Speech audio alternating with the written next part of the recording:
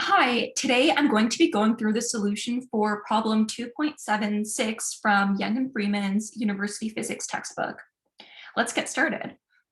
So Sam heaves a 16-pound shot straight up, giving it a constant upward acceleration from rest of 35 meters per second squared for 64 centimeters.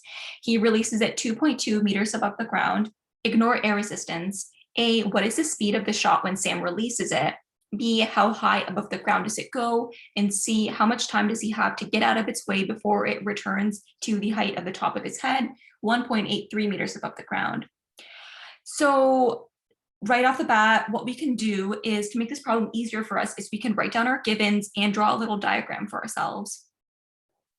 So one of our givens is that this shot is from rest.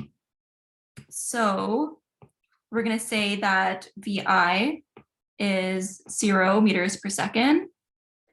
The acceleration is 35 meters per second squared, and that's constant. And the distance that he heaves this shot is 64 centimeters. And we can also draw a diagram for this. Oh, one piece of information. So he releases it 2.2 meters above the ground. Okay, so if this is Sam right here, then he's going to be releasing it at this height above the ground. So if this is the ground, he's going to be releasing it. Let's use a different color. He's going to be releasing it at 2.2 meters above the ground. And I'm not really sure what, oh, sorry, never mind. So he's going to be heaving this up right here for 64 centimeters. So that's 0.64 meters. VI is going to be 0 right here, and this constant acceleration upwards. All right, so what we want to find out according to part A is what is the speed of the shot. So what we want is what is VF.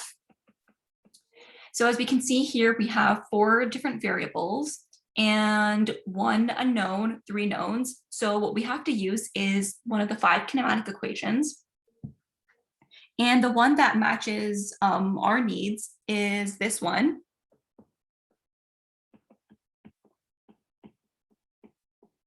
Right? Because we have acceleration, we have distance, we have initial velocity, and all we really just need is the final velocity. So VF, we're gonna isolate for VF. So it's already pretty much isolated. We're just gonna square root both sides, right? So if we square root both sides, we get VF is equal to VI squared plus 2AD, meaning VF is equal to square root of VI squared plus 2AD. And now what we can do is we can just plug in our values right into here and put that into a calculator, and we should get our final velocity. So you can plug that in with me right now. And I will also plug that in. I'm just going to grab a calculator super quick. And I got my calculator with me. So it's going to be 0 squared plus 2, 35, 0.64, right? Because we have to make sure that all of our units are in the same kind of format, right? So if we want meters per second meters per second, then we have to make sure that all of our units here are in meters. If we want it in centimeters, then we have to convert these two. But of course, the standard is meters. So we're gonna just convert distance to meters. And to see how we did that, there are 100 centimeters in 1 meter, right? So if we cancel this out, we get 0.64 meters. And that's how I got this value right here. And we're now going to plug this in. And what I'm getting, and you can check this, is 6.69 meters per second. So that's our final velocity for part A. So right at this point, when he heaves up this shot, to 0.64 centimeters, 0.64 meters, which is 2.2 meters above the ground, the final velocity, right as it leaves his hands, is going to be 6.69 meters per second. All right, so we got part A. What about part B? How high above the ground does it go? So this is going to require just a little bit more thought, right? Because we want to know that, so what we know at first is I'm going to use a different color. This over here is going to be VI, right? Or VF. VF if we're starting from VI is equal to 0, but VI if we're starting from, this is what we know, and we want to find out what's the highest distance this goes.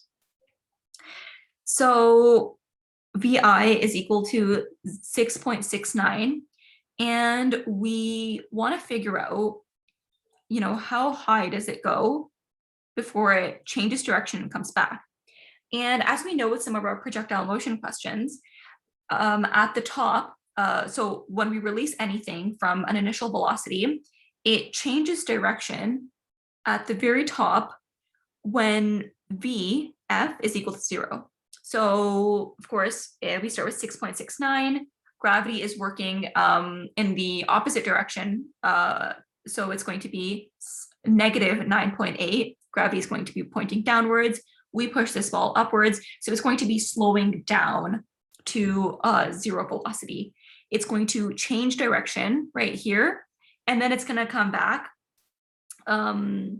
exactly to this point at 6.69 meters per second. So it's really symmetrical, and that's what's wonderful about physics.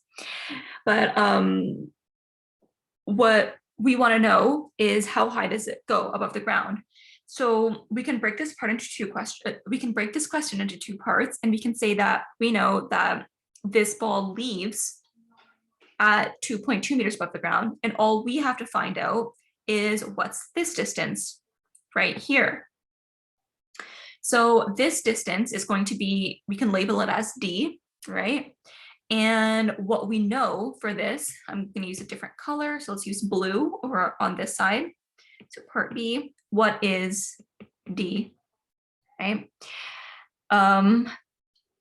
We know that VI, right as it leaves his hand, is 6.69 meters per second.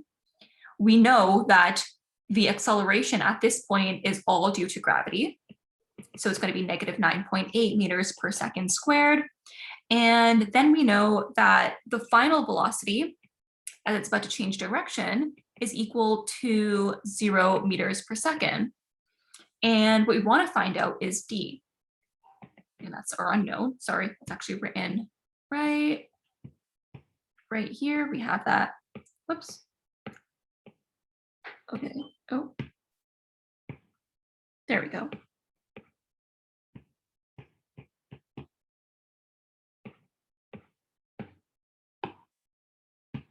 Sorry, my pen doesn't seem to be working. Oh, there we go. I never selected the pen. Okay, so we know we're wondering what our distance is. And as we can see that we need a kinematic equation so that we can plug in our values and solve for D.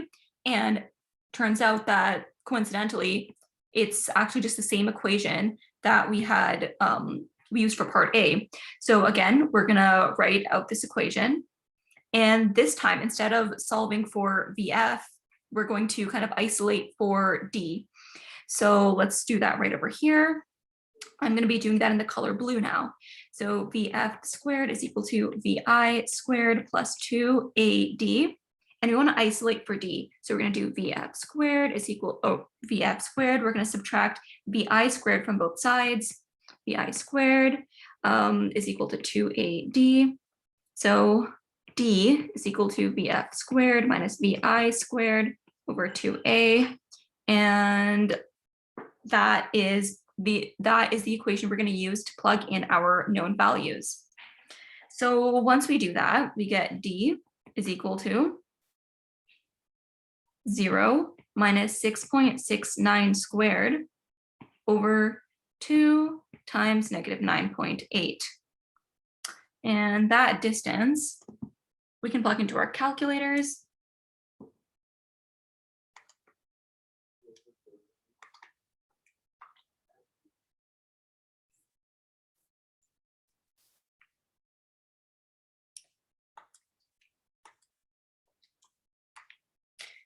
We're getting 2.28.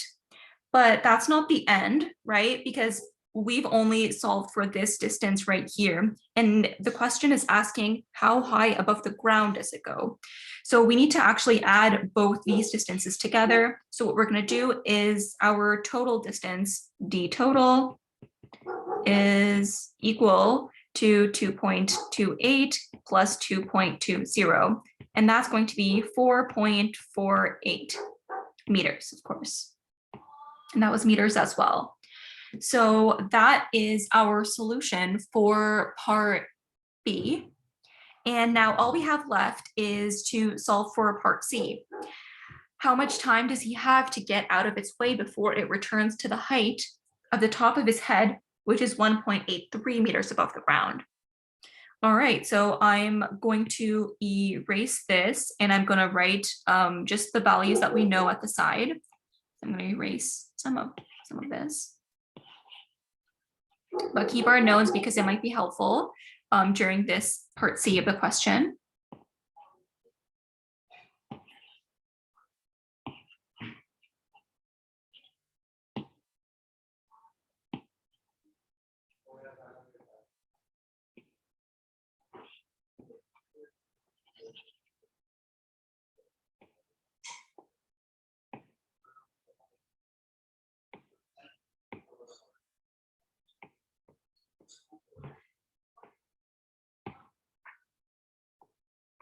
Okay. Oops. Okay. I'm going to write this down right over here in black ink. So we had our VF, we said was 6.69 meters per second. And then we said our total distance for part B was equal to 4.48 meters. And now I can erase this part as well. All right, so now this last part of the question, I'm just going to read it again.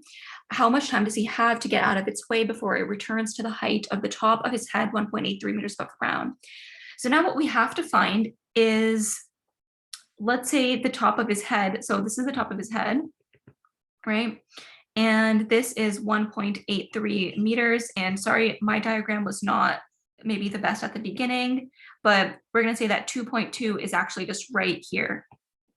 So there's kind of this difference. He heaves the ball, which is above his head. He releases it above his head right here. And this 1.83 is his actual height. So, all right, now let's get started and write our knowns. So, oh, actually, let me just explain this part. Okay, so 1.83 means that when Sam heaves this ball, he has from this 2.2 until the ball reaches velocity of 0 and then changes direction back again and comes back down lower. So what we want to do is find the time for this. And we can kind of split this problem into two pieces. We can say, how much time does it take for this ball to reach the top? Right, so how much, write the star that I've drew right over here, how much time does it take for the ball to reach velocity of 0? And then how much time does it take from that that velocity of 0 down to this height of 1.83? So let's solve the first part of the question. And we're only solving, so we're going to write down all our givens for the first part. So first time. And for our first time, we're going to say that what we know is that our initial velocity was 6.69 meters per second. We know that the final velocity was 0 meters per second as it reached the top to the star. And what we also know is that gravity was equal to negative 9.8 meters per second squared. And what we're looking for right now is time. Time is equal to what? So what we can do is, again, find one of the kinematic equations that includes all four variables, and we can plug in our three knowns with our one unknown. And the equation that matches our needs is VF is equal to VI plus AT. And we're going to plug in our values now. We're going to isolate for T, and then we're going to plug in our values. So we get VF minus VI over A is equal to T, and T is equal to 0 minus 6.69 divided by negative 9.8. And plug this into our calculators.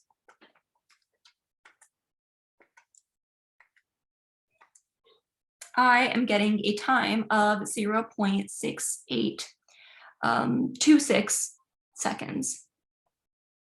So I'm just going to write 0.68, but I guess I'll just write T1 is equal to 0.6826 seconds. There we go. Okay, and then we want to find what is the time from this top right over here until this shot reaches down to 1.83. Now, recall how in part B we solved that this distance is 4.48. And we know that his height is 1.83. So if we want to find how much the ball traveled, all we got to do is 4.48 minus 1.83. And we get this like change in distance, or, well, we don't have to call it change in distance, but we get this difference in distance. We can just call this like D and like small delta just because it's the difference or the change, right? 4.48 minus 1.83. And I'm getting that this distance right here is 2.65 meters. And again, we can do the same thing, right? So we know that our VI up here, right? It was 0. It started off as 0 when it changed directions.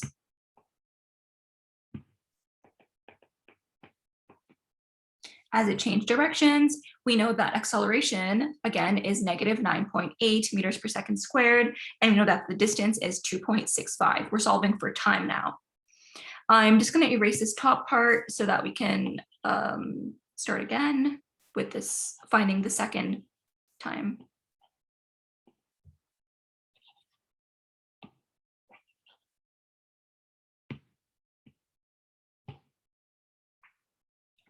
Okay.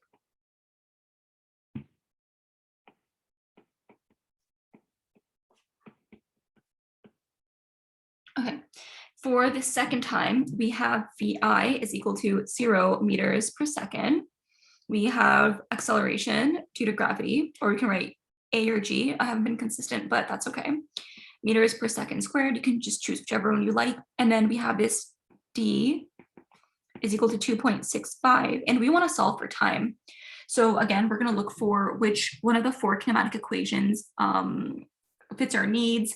And the one that I'm getting is this one right here. VI t plus half of a t squared. And we are going to isolate for t, but note how VI is equal to 0. So actually we can just kind of cross this out because it's going to be 0. So D is equal to half of AT squared. And if we want to isolate for t, we get 2D over A is equal to t squared. T is equal to 2D over A square root.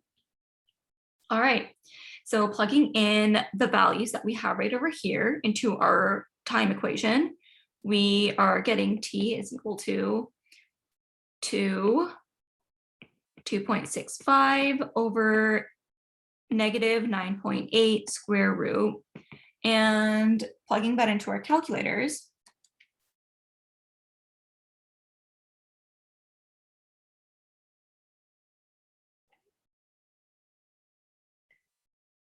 And sorry, actually just a note here. We have 9.8 and like obviously our like radical can't have a negative at the bottom, but we don't have to really like specify direction. So we can just say 9.8. That's it's not really necessary to have like negative in the square root. So 2 times 2.65 divided by 9.8 is equal to 2.32.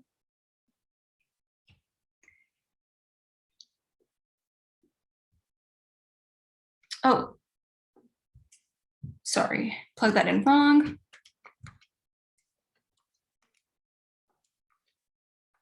There we go. Okay, so I am getting 0.7354.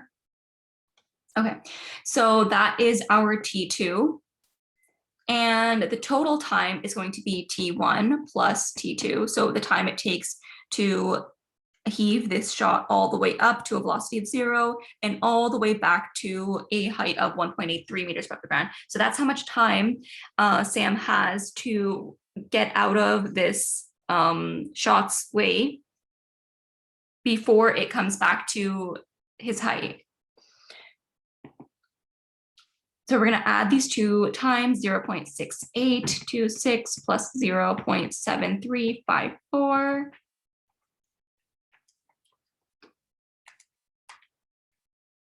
And that is 1.418 seconds. Or we can also say that's like 1.42 seconds. We can round that. And that's our solution for part C. And that's the end of our question. Thank you very much for watching. Bye.